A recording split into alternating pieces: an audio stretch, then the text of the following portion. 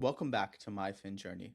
Today's guest is Greg Roche, a compensation and benefits leader and founder of the Introverted Networker, and someone who's built his career around a simple and powerful idea.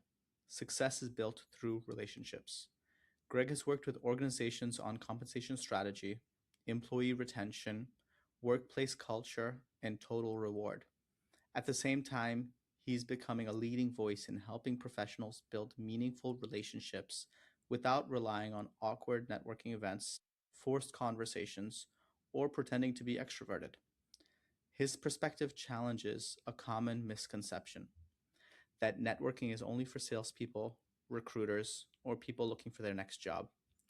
Instead, Greg believes that networking is really about building trust, creating opportunities, and investing in relationships before you need them. For the MyFinJourney audience, this conversation is about career growth, relationship capital, trust, opportunity creation, and building a network that compounds over time. Greg, welcome to MyFinJourney. Great. Thanks for having me on. No, it's my pleasure. Greg, I'd love to understand your journey. I'd love to hear from you how you got to where you are today. I would say, as I listened to you introduce me, I was thinking to myself, okay, I'm listening to this person who you talked about being in HR, total rewards, compensation benefits, and then we're talking about networking. And those seem like these two different things. I would say that the one they complement each other, I would say, more than most people think. And I think a lot of things we do in our lives overlap in a lot of ways in terms of principles and basic sort of values and starting there. My journey, I would say, was very standard career journey, meaning I went to college, got out of college, got a job from on-campus recruiting, which didn't really entail a lot of networking. As I reflect on it, maybe there was more there than I knew at the time. But I was never somebody who was what I would say a networker. I tend to be more introverted, tend to not do well in big crowds of people. It's not that I can't be there. I don't talk a lot once I get in those situations. And usually you have to do those things if you're going to meet people. I then went through the first part of my career just getting a job by, somebody would say like, hey, this is the next step, or I just kind of follow the next step. Again, didn't do a whole lot of networking. At least I wasn't thinking I was doing it. And got to about 2012. This is where it kind of all started for me when I got laid off for the first time. And I had gotten into human resources, compensation, benefits, total reward, the space that I'm currently in or have been in for most of my career. And I was at this company for 9 years. And I just thought I'll show up and I'll do a really good job. I'll get good ratings each year. I'll do kind of a good performance review. I'll keep getting promoted. And then, that's how my career is going to keep moving forward. So I never thought, oh, I should be out there networking. And one day my boss walked into my office and said, I'm eliminating your position. And so I was like, okay, obviously there was shock with that. And there was going through that whole, emotional roller coaster of now I need to go find a new job. And what I really thought was at the time was I really needed to learn how to network because I hadn't done anything. And when people said go network, I just thought you had to go to a networking event or a conference or something and meet a bunch of people. And somehow that was networking. I learned through that experience that that's not the only way to network. And actually, there's a lot of ways to network, but I had to find one that worked for me because I tell this story when I speak to people. I do presentations for like job search groups and college students and business owners all the time. And I always start off with this story of, and it was probably the worst networking event I've ever been at. It was right after I got laid off, and a vendor that I had worked with took me to this sporting clays networking event. And I don't know if you know what sporting clays are, but it's kind of like golf, but with shotguns. You have like, it's like clay pigeon shooting out like on the plains of eastern Colorado, and you go from you go to these stations and you try to shoot these clay pigeons, and you're with all these people. Like I didn't know them. I was supposed to be networking with these people, and so for like 3 hours, I'm like trying to shoot this shotgun at these clay pigeons and get to know people. And I still, to this day, I have no idea any of those people's names. I didn't meet them. I didn't follow up. I did zero networking. But I remember just thinking that there's got to be a better way to do this. This cannot be the only way that you network to find a job. And so that's when I kind of started doing things a little bit differently. And I learned a way to do it that worked for me. And then I found a job. And I think the big thing I did after that really made this a part of my life ongoing was I just said to myself, I have a job. I'm never going to be under networked again. And so I kept networking, even though I had a job. I kept growing my network, building my network. And over time, more opportunities came my way. Sometimes they were jobs. Sometimes they were speaking opportunities. Sometimes they were just meeting interesting people. But as I did that, my career progressed again in compensation, benefits, total rewards. And I moved along to a point where I was working at one of the largest companies in the US. It's a huge healthcare company. And all that happened because of people I met, people I knew, people I had networked with, people who said, you know, I know who you are, you can do this job. And about 2 years ago, I decided I was done with sort of the corporate world and I started my own consulting company. And since then, I have my own clients. I do my own consulting in comp and benefits and helping organizations really look at those programs. But all my clients have come through my network. All my clients have been people who have been referred to me. And so the way this overlaps is, you know, my whole career has been driven by my network. And, you know, we're talking about financial journeys here and we talk about assets. I would say my network is the most valuable asset I have and the one I use for everything I do. And so everything I bring, all the revenue from my business, all my income for the past 12, 14 years has all come through my network. And so a lot of times we don't think about our network that way. We just think about it's when you have a job, but it's really one of those things that enables you, whether you're running a business or whether you're trying to advance your career, it enables you to drive in more income, more revenue, because it brings you the opportunities that bring those financial rewards. Thank you so much for sharing that, Greg. It feels like there's so many different avenues we can take the conversation to. It feels like there's so many different parts of the story that we can zoom in on. And to be honest, I'm not sure which direction I want to go in yet. I guess I want to start by understanding the clay shooting story a little bit deeper, right? Because you mentioned / alluded to the fact that this was not the most efficient way for you to network. Did you know that in the moment? Were you more focused on shooting the clay pigeon? Have you shot shotguns before? Like, help us understand kind of what was going on in that situation, because I want to make it really relevant to the audience. And obviously, I don't know who's listening to this. I don't know if that person has shotgun experience or clay pigeon shooting experience, etc.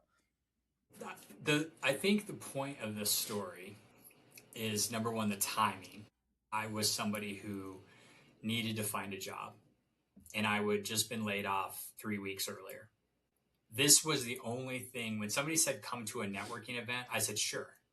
It didn't matter what we were doing. And so to be honest, I had shot clay pigeons in my life before. I had done it. So it wasn't a stretch like I've never done this before, but I had always gone with people I knew. It was, you know, we don't have to go into that. But the point was that I didn't really have a choice what the host of the networking event wanted to do. If I was going to meet people, I had to put myself in situations that I didn't necessarily want to be in. I wasn't excited, yay, let's go like shoot clay pigeons for the afternoon. But I was like, I have to go meet people and I have to network and I have to go to whatever event somebody says is a networking event in order to meet people. That's how I'm going to meet people. And I highlight that because it's such a ridiculous type of networking event. I mean, most networking events, it's just like go meet up at this either bar or restaurant or some room in a convention center. And you just walk in and there's some snacks and maybe there's a bar or there's some drinks or something. And you walk around and you just talk to people. That's pretty normal for a networking event. This was just one that was so, the environment was so crazy that it was just like, how did somebody think anybody was going to get to know anybody, right? Because it's sort of, I say it's like golf, because it's kind of like golf. A lot of people network when they play golf. But I mean, even if you think about golf, you're sitting in a cart or on a group with like 3 other people, maybe. That's the only people you're going to get to talk to. And so it was the same way here. So I think the reason I highlight that story is number one, it's people are like, what? You did what? And number two, I really left that event and was dejected. I left that event and was like, there has to be a better way to do this. This cannot be what people mean when they say network. And so that's when I kind of made the decision in that moment. I said, I'm never going to anything like that again. I'm never going to put myself in that situation that I don't want to be in. I'm going to find a way to do this that's comfortable for me. That's something that I look forward to and that I can do, because we're not going to do things that we don't like to do. I mean, we'll find excuses. We won't put everything into it. Like if you don't like doing something, you're going to find a way to do it as little as possible. I didn't like networking like that. So I was going to find a way to do it as little as possible. But I love that. I knew I have to do this. I am not going to find a job unless I do this. And I've got to find a way that works for me. And so that's why at that time, I didn't know that 14 years later, I would still be talking about this. I didn't know I'm going to be on a podcast, in late July, telling people my story about networking. I just thought I was going to find a job. And what happened was, again, after I did find a job and I kept networking, I started to have people go, you seem like you know everybody. You seem really well connected. But, if I talk to you, you tell me like you never go to networking events. Like, how are you doing that? And so that's when I started kind of talking about it more, and I started coaching people on it. I started teaching people about it. I, eventually wrote a book about it. I write a newsletter every week about it. I post every day on LinkedIn about it. And I never grew up going like networking is going to be the thing that I'm going to like make my life's mission to change the way people feel about networking. That was not something I knew growing up. And growing up, I was I didn't know what networking was. I was not good, shy kid, just kind of was like, you just follow the rules and do what people say. You go to school, you just do whatever they tell you, and life will work for you. And I would watch these other people who were networkers, and I was like, I can never be like that. And what I just didn't realize was there's other ways to do it. There's more ways to do it. And I feel like I said, now that I look at my life and everything that's come out of it, most of it has come through the relationships I've built, the connections I've built, that network I've grown. And a lot of it's come from me helping other people. And then in return, them helping me when, time came around for me to need some help from them.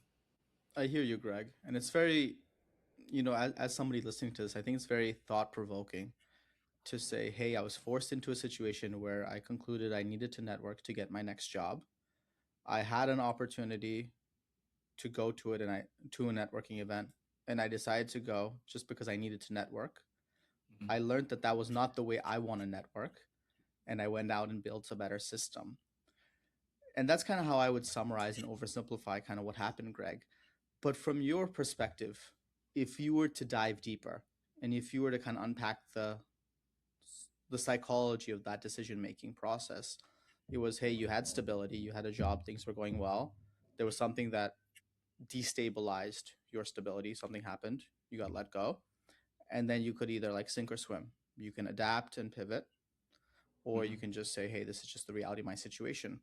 For you in that moment, when you decided, hey, I have to go to networking events, I have to network to get a job, was that a hard decision? And the reason I ask is because sometimes people just get paralyzed and they're not able to make a decision, right? They know they need to do something, but there's like a subconscious block. And I'm sure you've seen it in your networking organizations, in the people that you mentor, Mm-hmm. etc. Sometimes Yeah. people are at the point where they know what the right answer is, but they still can't take that first step.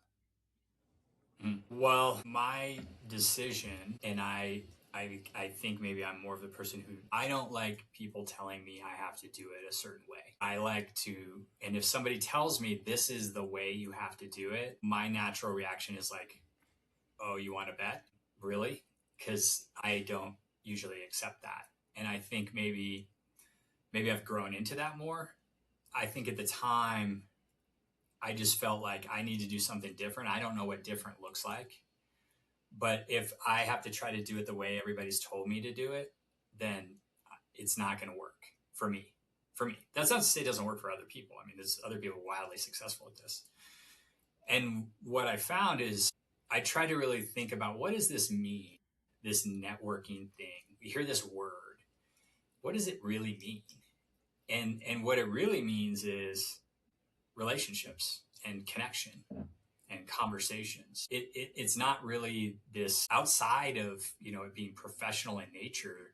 There's nothing about networking that isn't something you would do with a friend, or somebody that you had just met. You were trying to get to know them. It would be something that you, would normally do. You'd have a conversation with people. You'd sit down and you'd listen and you'd talk to people. You'd hear what they're working on. You try to help them out. And then they'd go like, how can I help you? And then you go from there and they introduce you to somebody new. I mean, that's how all relationships really grow. I mean, and I'll say maybe not so much. Most people in our lives come into our lives one of three ways. And I would say the first way is proximity, who's close to you in your life. You didn't choose that usually. You grow up in a place which you probably didn't choose. Your parents or your family chose that for you. And the people who happen to be in that place are people you get to know just because they're close and they're there every day. And then you go to school, which maybe you had some choice in that, maybe you didn't, but the people who are there happen to be there too. You didn't decide who was going to be there. And then you go to work and you get a job and you work with a bunch of people who, again, you chose the company, but you didn't choose those people. They showed up too. So there's all these people around you that you just are around and you get to know just because they're close.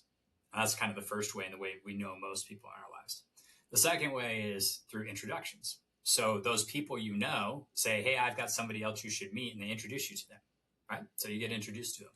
And the last way is sort of random strangers that maybe you just meet walking through life, and they maybe aren't close to you every day, but you just happen to meet them randomly on the train or the bus or the plane, something like that. It's very few people in our lives that we still keep in touch with that are like that. So the first two ways, I mean, that's really how you get people in your life. And that's really how you grow your circle of connections or your network or whatever you want to call it. And so what I started focusing on was, who are the people that were already around me? Who are the people I already knew? And how could I talk to those people and have them introduce me to new people? Right. So in a job search, or whether you're growing a business or however you're using your network, I always tell people start with who you already know. Because number one, it's low risk. They're probably going to talk to you. They're at least going to listen a little bit. And you could probably ask them, hey, who should I talk to? Who do you know? And they might introduce you, or they might give you some advice or some direction, but you're probably going to get to the next step of meeting somebody. That's really how networking works. Now, in the traditional sense, when people go to a networking event, you're going to go meet a bunch of strangers in a room who you probably haven't met most of those people before. And you're going to try to create a connection through a conversation with them. And maybe out of the 10 people you talk to, one or two of them will be people you follow up with. But you still got to go talk to them and have that conversation. So it's really, I mean, that's the harder part, is talking to strangers and talking to people you don't really already know. So what I tried to do is say, well, that's the part that's hard for me. Let's not do that part. Let's start with who I already know, and let's see if they can introduce me to new people so that I can keep growing my network and get closer to the opportunities that I'm looking for. So that's how I sort of reworked it or went down deeper. I said, I'm not going to do the thing that everybody says you have to do. I'm going to find a different thing that I can do. And I'm going to, work on growing my network that way. It's a very powerful mental model, Greg, because it comes down to just really understanding yourself, understanding your strengths and weaknesses, and playing to your strengths. And that leads me to my next question, Greg. From your perspective, do you feel like a lot of people you meet, run into, network with, chat with, provide services to, etc., do you feel like they have that inner clarity to know their strengths and weaknesses? And do you feel like they do play to their strengths? Or do you just feel like there's an internal knowledge gap? Most of the people I talk to have, I would say, that internal knowledge gap around what it takes to grow a community around you, right? A professional community or a network. I don't love the word network. You can kind of see sometimes I've tried to use other words like connection, community, things like that, because networking has such a bad connotation associated with it. So many people dislike the idea that they're like, they hear networking and they totally they have that picture in their mind of going into the room where they don't know anybody and they're strangers and they're just like, I don't want to do that. But the reality is, that's what most people, when we talk about networking, it's about making connections. I think because people haven't learned a new way to do it or haven't thought of it from that different point of view, like I'm going to play to my strengths, like you mentioned, they just say, well, that's the way you do it. And I have to get good at something that I don't really want to do. So instead of saying, well, let's find another way to do it, they go, well, I'm going to look up a networking event and try to work on my elevator pitch and try to like work on my small talk and figure out a way to follow up with people. And they typically walk away from those events and think, man, that really wasn't a good use of my time. But I just think that that's because most people have never been taught how it is we grow relationships in our life and how it goes from, an initial conversation to how do you listen to people and how do you help other people and how do you use sort of the principles of reciprocity and how do you do this on a consistent basis to kind of grow these relationships. We think as adults that everybody knows this, everybody's learned this, and some people have learned it better than others in life. And so we take it for granted that people really know how to grow connection and relationships in their lives.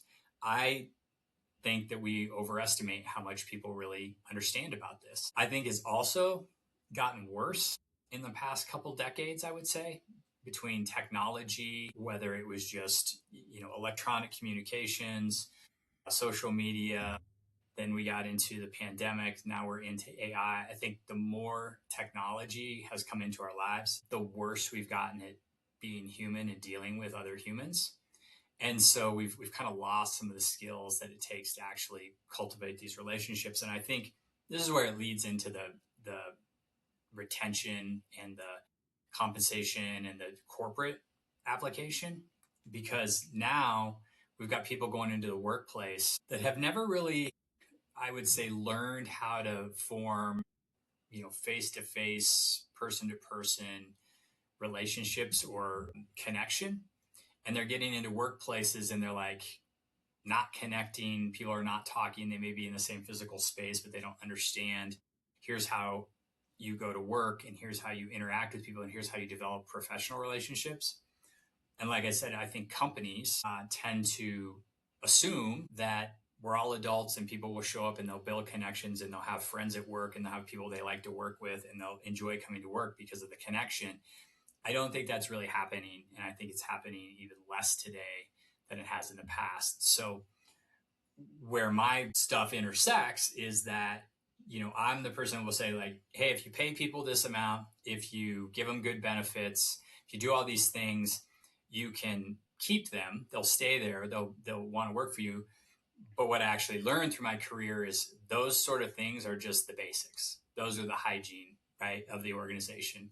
You have to have something deeper. You have to have connection, and people have to be connected to the organization to really want to stay there. And so that was one thing I always saw sort of in my professional life that was missing is organizations don't focus on, hey, how do we create a culture of connection within our organization that makes people want to work with the other people they work with and want to genuinely, I don't want to say care necessarily, but generally feel some connection that they say, oh, these are people I want to be around.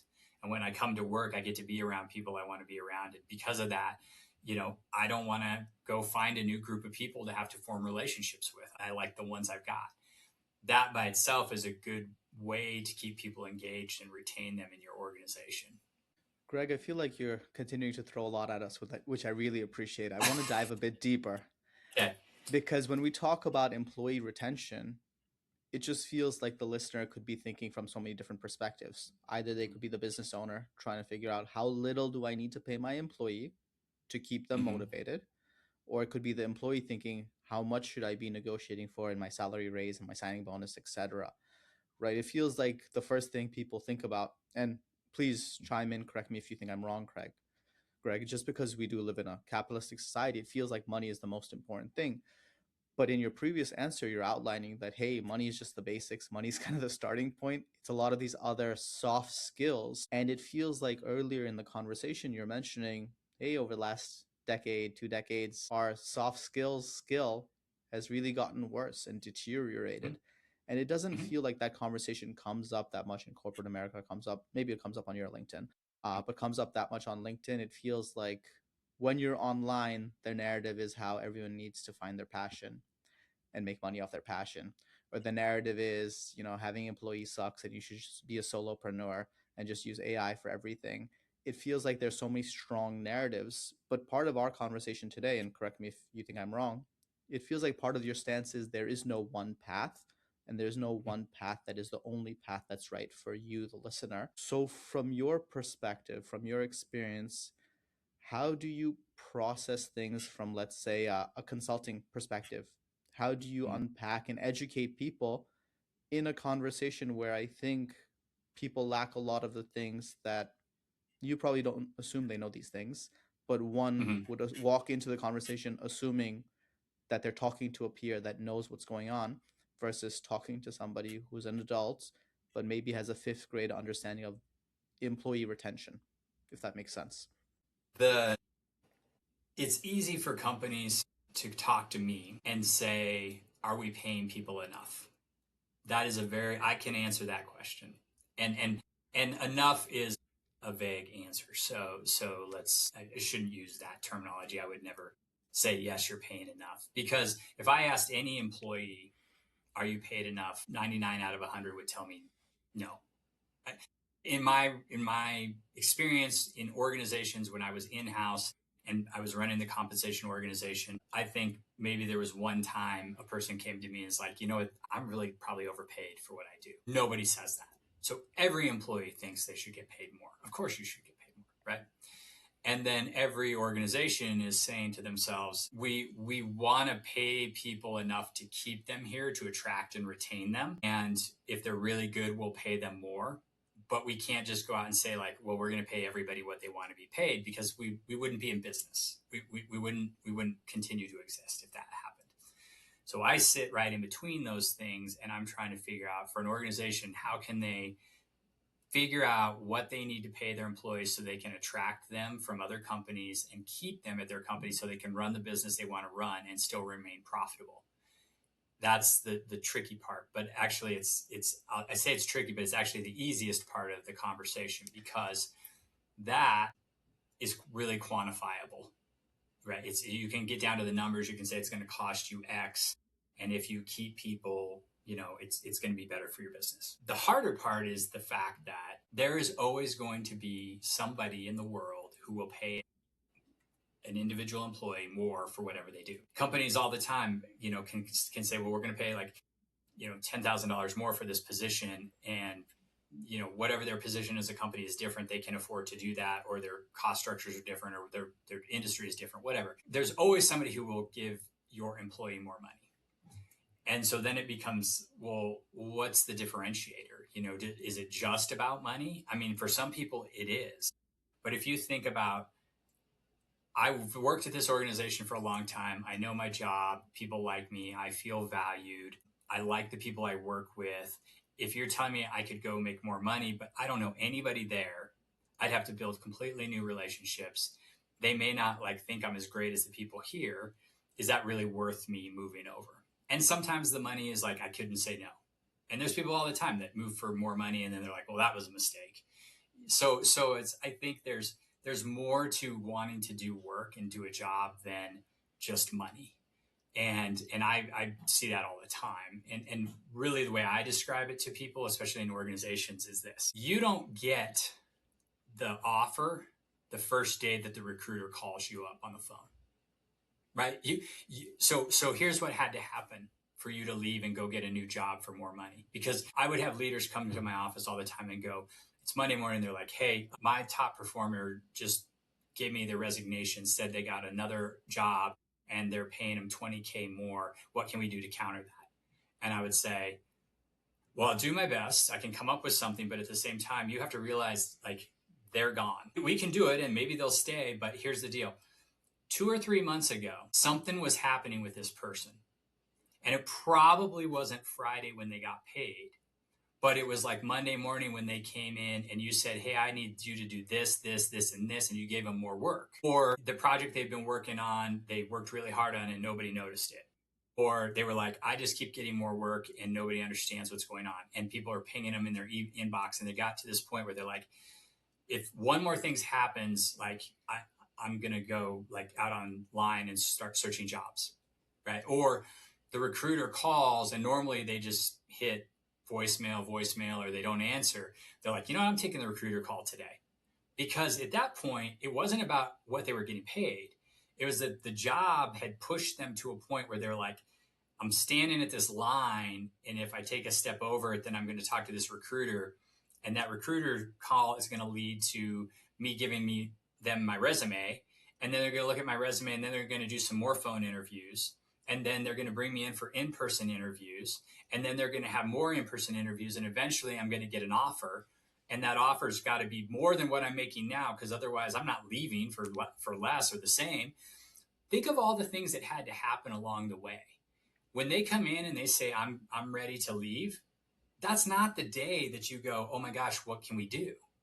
So the problem is that day when they were having a really, really crappy Monday, what you needed at that time, what the organization needed was for that person to have somebody else in the organization that they trusted, liked, had a connection with, was sort of a friend with, that they could be like, hey, life is hard today. Work sucks today. Can we talk and maybe just vent, or maybe get some advice, or maybe get some direction on how you can navigate this, so that their next step wasn't to answer that recruiter call or to apply online. It was to go talk to a trusted person in the organization, not their boss necessarily, not some mentor, but somebody they had developed a relationship with, and that they had connected with them, and they had an internal network at work they could talk to and vent to, who could understand what they're going through.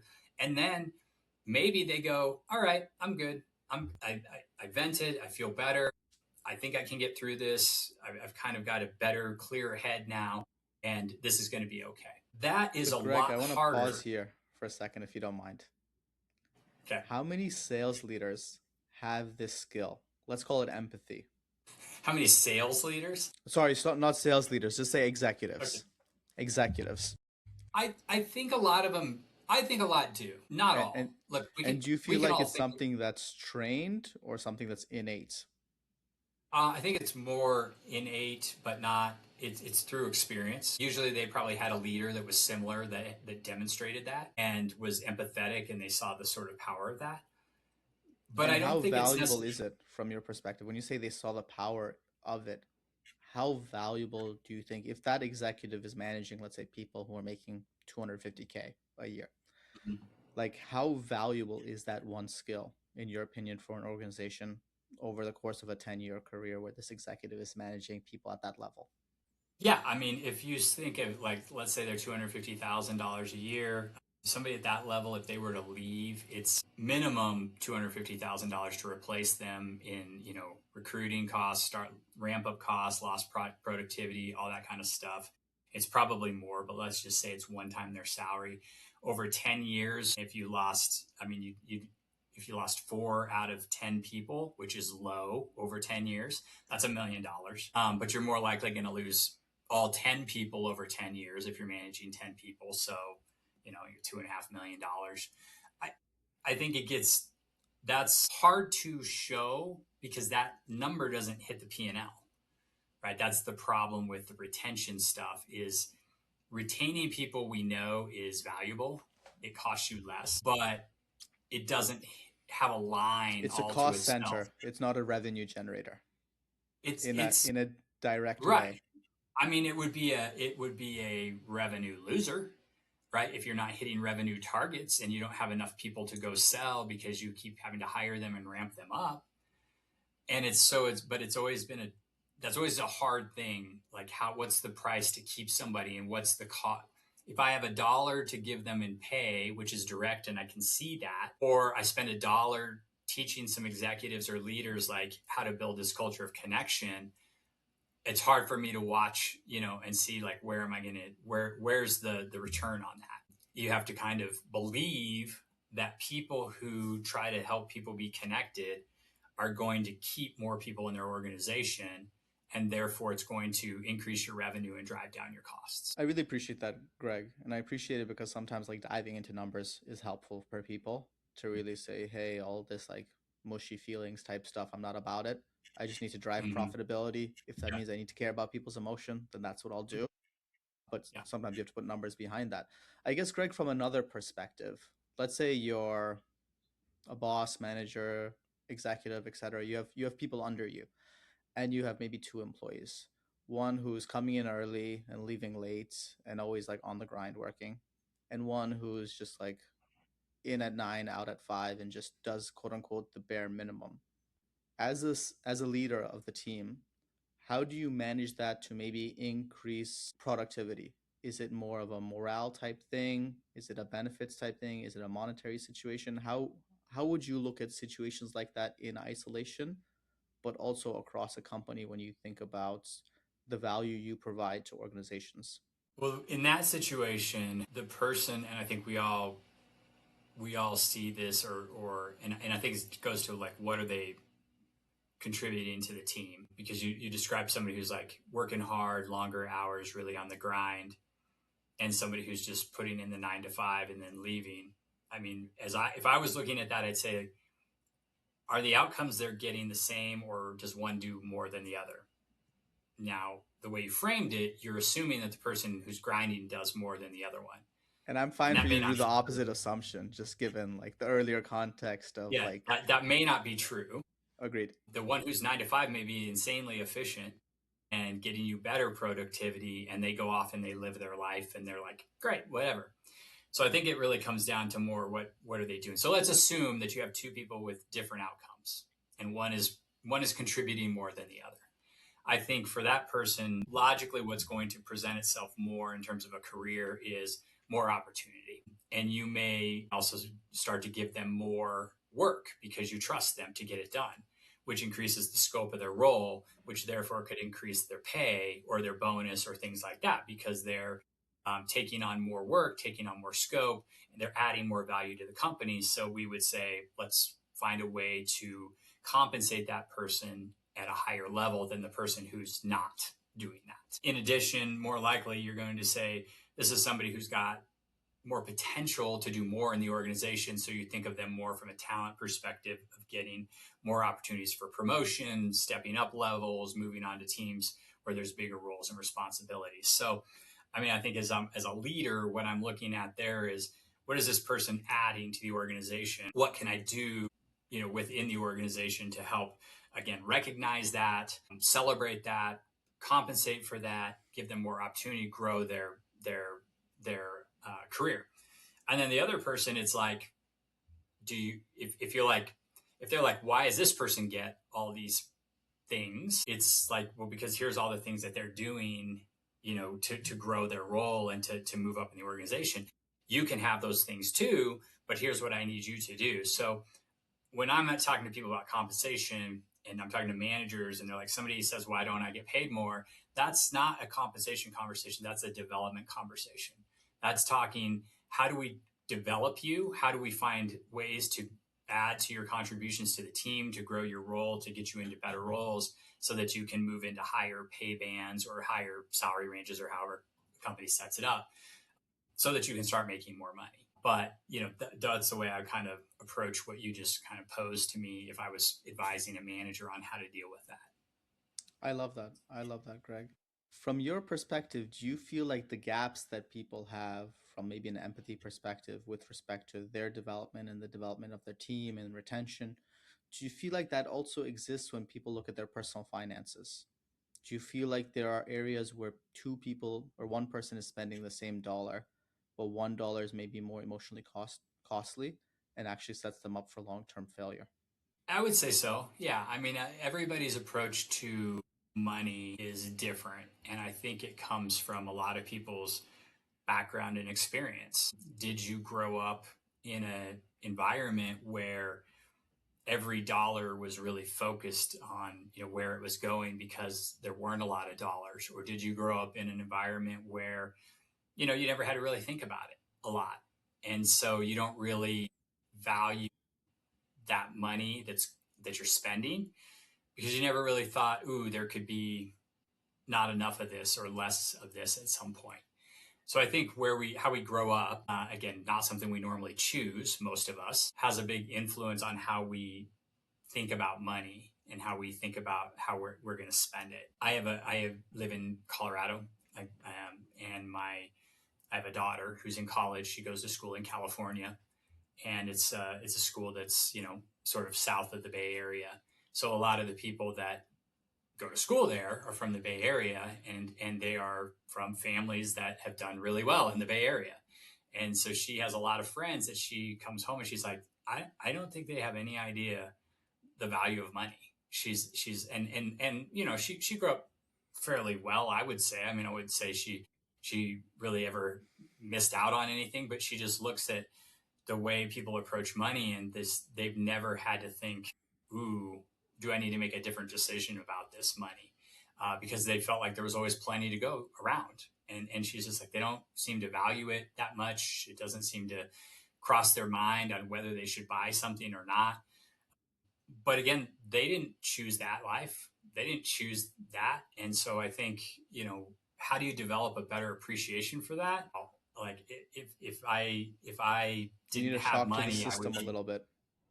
yeah, you kind of do. I think it comes from being in situations where maybe you were exposed or meet some people who haven't necessarily had it as good as you, or maybe people who have had it better than you. But I think different experiences help you develop that sort of empathy gene a little bit better.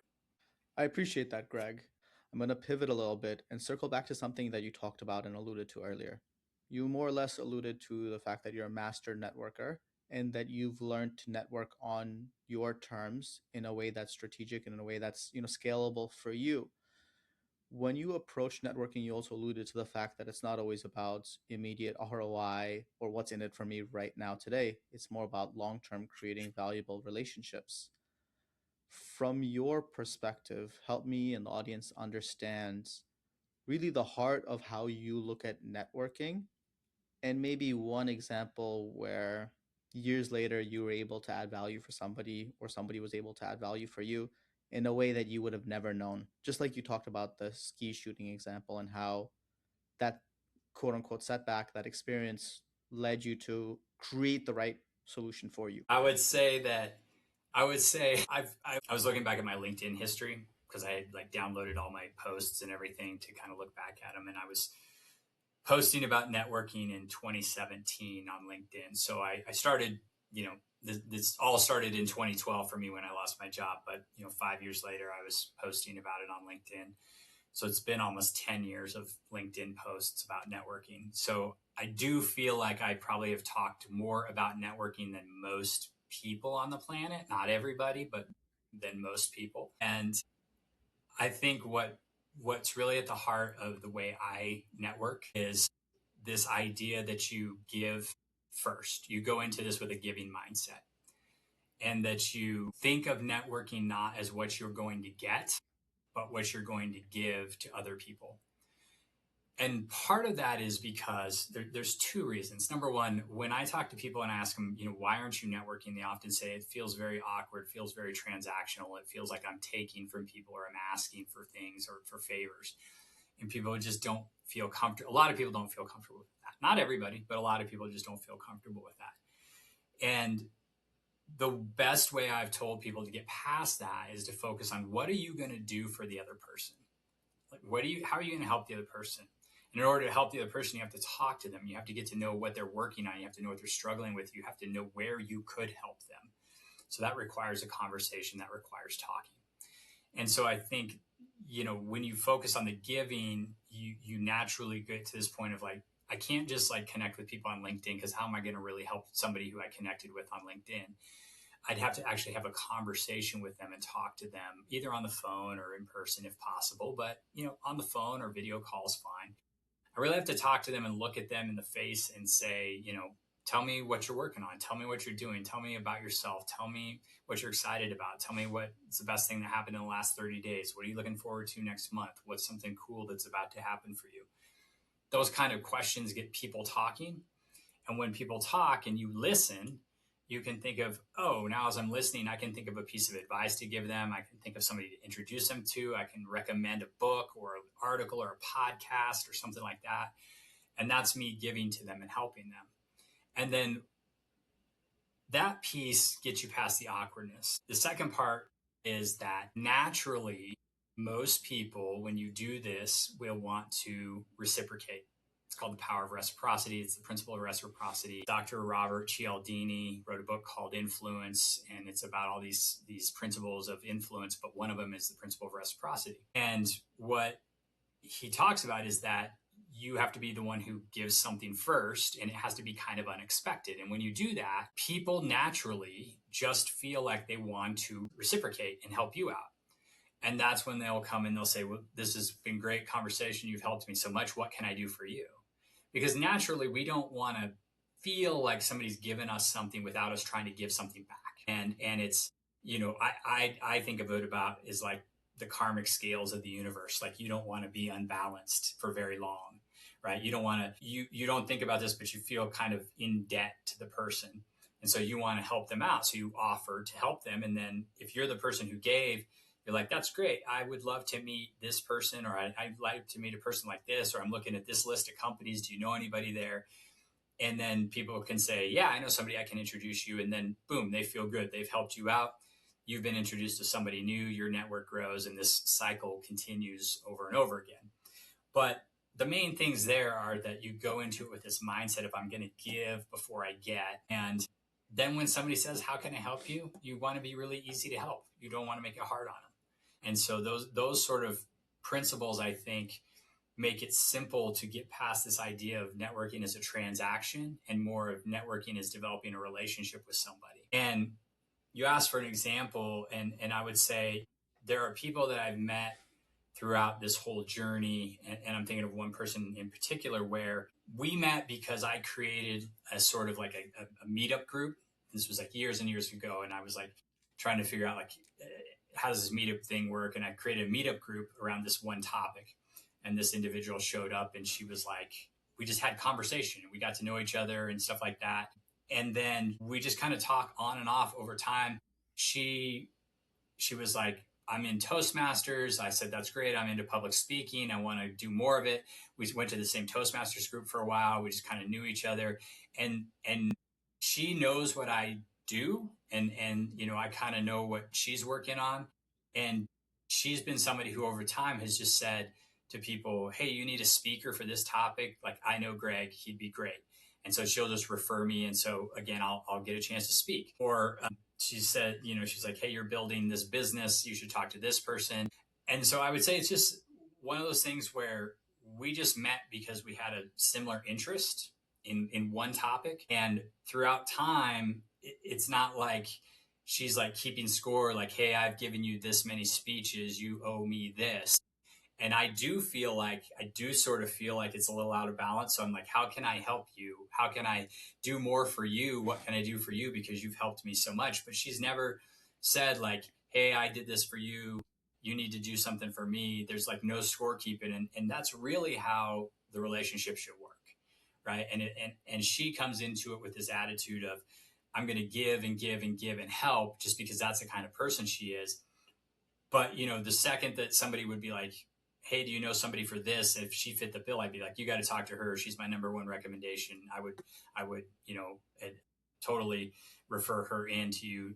It's like sitting there on the top of my brain. Like I'm waiting to help her out, so to speak. So, I mean, that's just kind of a recent example of how you don't just think about, I'm going to network to get a job today. You think about how am I going to network through the rest of my life so I can continue to help other people.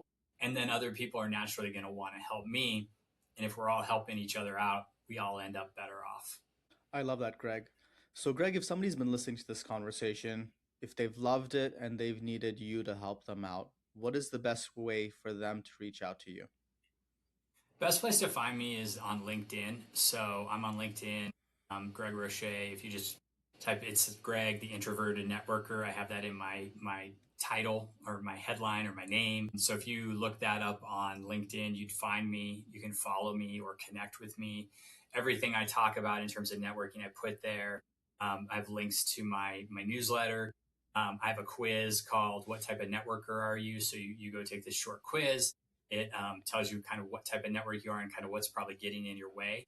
I also have my book and everything else that I've kind of created around networking. So that's the main hub, I would say, of how to find me and how to interact with me, and send me a message there if you want to get in touch with me. Thank you, Greg. I appreciate not only the conversation, but also the vast amount of resources that you've created for people to help them figure out how to help themselves. During our conversation, it felt like you highlighted something that people really underestimate, that relationships aren't different from success. You talked about network rather. You alluded to how it impacts your net worth. You talked about how you prefer to think of your network as more of a community just because of how we subconsciously understand the word network. But ultimately, it's relationships, and relationships are the foundation of everything. So, whether you're Yep. building a career, growing a business, looking for new opportunities, trying to build trust and connection, the most valuable asset that we can deliver, that we can develop rather, is relationships. Greg will link everything that you mentioned in the show notes. And if you guys have been listening to this conversation and you enjoyed it, hit the like button, hit the subscribe button, and make sure you share it with a friend who can also benefit, and share it from a place of authenticity and altruism to really leverage the power of Reciprocity. reciprocity, like Greg mentioned. We'll see you guys in the next episode. Thanks. Bye. Thanks for having me on.